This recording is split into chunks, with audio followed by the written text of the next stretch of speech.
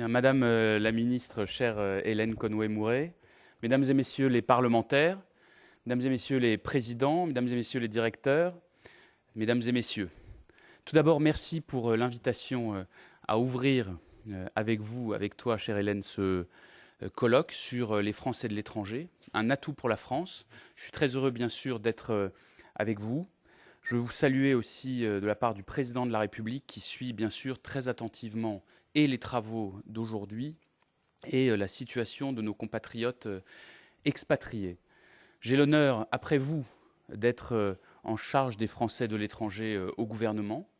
2,5 millions de nos concitoyens vivent ailleurs qu'en France, c'est-à-dire ailleurs qu'en métropole ou ailleurs que dans les Outre-mer. Et le thème que vous avez choisi pour ce colloque est ô combien judicieux. Oui, nous en sommes convaincus, et je pense tous convaincus ici, les Français de l'étranger sont un atout pour la France. Notre pays ne s'arrête pas à ses frontières. Et si cette affirmation est vraie, c'est bien sûr parce que nous sommes un grand pays qui mène une diplomatie globale, qui se déploie sur tous les terrains et dans tous les domaines.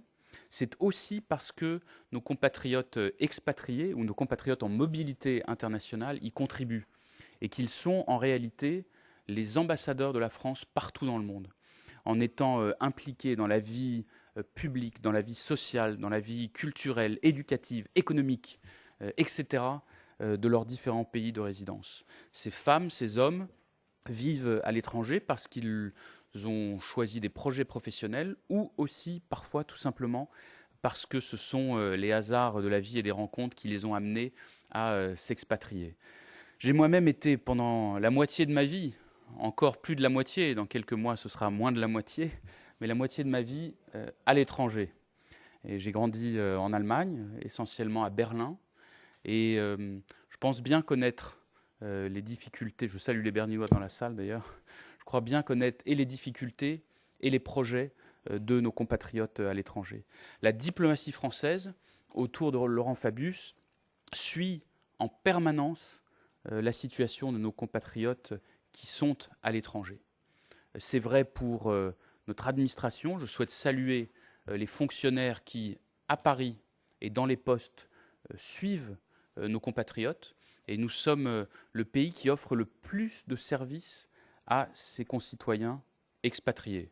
On dit parfois ceux qui offrent le plus de démarches. Je me méfie un peu avec ça, parce qu'offrir le plus de démarches n'est pas en soi un objectif. Ça peut parfois être la preuve d'une complexité. En revanche, offrir le plus de services publics, oui, c'est indispensable. Nous avons l'un des plus grands réseaux diplomatiques et consulaires au monde. Laurent Fabius a confirmé, et le président de la République aussi, le choix d'un réseau universel. Et dans ce cadre-là, il est évidemment indispensable que les Français expatriés disposent du plus haut niveau de services publics possible. C'est le cas. Vous connaissez mon attachement personnel à cette question. Et en particulier, nous travaillons avec la direction des Français de l'étranger, dont je salue le directeur ici présent, pour que le référentiel Marianne soit applicable dans nos ambassades et dans nos consulats. Les Français de l'étranger sont des Français à part entière et ils ont donc droit au même niveau de service que nos compatriotes ici en France. C'est en cours d'expérimentation dans de nombreux postes et à partir des leçons de cette expérimentation, ce sera évidemment généralisé. Nous aurons l'occasion également d'en reparler, de refaire le point là-dessus. Nous travaillons aussi, et j'ai rencontré très récemment encore le ministre de l'Intérieur Bernard Cazeneuve à ce sujet, pour confier plus de missions aux consuls honoraires. Et nous sommes en train d'expertiser les choses. D'autres pays vont beaucoup plus loin que nous en la matière. La contrainte, c'est évidemment de s'assurer de la sécurité, de s'assurer de la fiabilité, à la fois des procédures mises en œuvre et des personnes qui en ont la charge et qui concourent ainsi au service public. Mais cela étant dit, nous regardons comment ces personnalités pourront demain rendre plus de services encore. Le point est en train d'être fait là-dessus. Je veux vous dire un mot aussi sur la représentation des Français de l'étranger. Madame Conway-Mouret, vous avez là-dessus mené une réforme très importante. La représentation des Français de l'étranger est maintenant assurée à tous les niveaux. avec à la fois une représentation de proximité et une représentation parlementaire dans les deux chambres. Ça a été fait par la majorité précédente. Si bien qu'aujourd'hui, les Français de l'étranger sont représentés à tous les échelons et à tous les niveaux. Il est important de faire vivre cela. Je rencontre régulièrement les élus des Français de l'étranger, à la fois pour leur rendre des comptes sur les réformes qui sont en cours, pour échanger avec eux, et aussi pour, bien sûr, m'inspirer de leurs propositions, car je sais que toute opinion politique confondue, ils sont sur le terrain, avec pour seul objectif de servir les compatriotes qu'ils représentent et de pouvoir, de manière très opérationnelle aussi, porter des propositions. Je saluais ce travail ici. C'est un travail pas toujours visible par le grand public, mais nos compatriotes à l'étranger savent très bien ce que ce travail représente, et il est relayé aussi par des médias qui s'adressent spécifiquement à eux, et je salue ici leur présence. Notre pays a été frappé au début de cette année par des attentats d'une violence sans précédent. Et à cette occasion, nos compatriotes à l'étranger ont montré, si besoin en était, à quel point ils font pleinement partie de notre communauté nationale. Ils se sont associés à la fois au deuil qui a frappé notre pays et au sursaut qui s'est exprimé dans les rues de Paris, dans les rues de toute la France, le 11 janvier.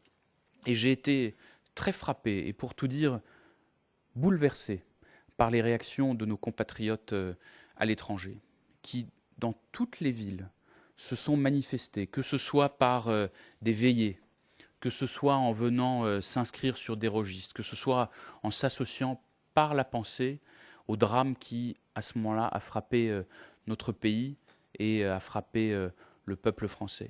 Il n'y a pas de plus belle manifestation de ce que nos compatriotes à l'étranger sont pleinement français, se sentent pleinement français, que cette participation à l'esprit du 11 janvier qui, depuis, a tant marqué notre pays. Et donc, dans ce contexte-là, à la fois d'un monde dangereux et d'un monde en pleine évolution, d'un monde riche de 1000 projets, nos compatriotes à l'étranger prennent toute leur part au destin de la France. Et le thème que vous avez mis en avant aujourd'hui permettra de l'exprimer pleinement.